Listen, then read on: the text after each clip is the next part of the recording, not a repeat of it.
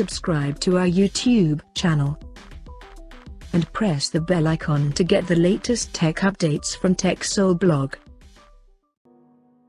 After launching Pixel 7 and Pixel 7 Pro, the company is now reported to launch another smartphone under the same lineup as Pixel 7a. And before the launch, the upcoming smartphone renders has surfaced online by a popular leakster Steve Hammerstoffer in partner with SmartBricks. According to leaks and rumors, the Pixel 7a will feature a flat Full HD Plus display with 90Hz refresh rate support, and it will also get an in-display fingerprint sensor for authentication. The rear panel of the phone is seen to have a dual camera setup at the top left corner that may include Sony IMX787 and IMX7 dual sensor.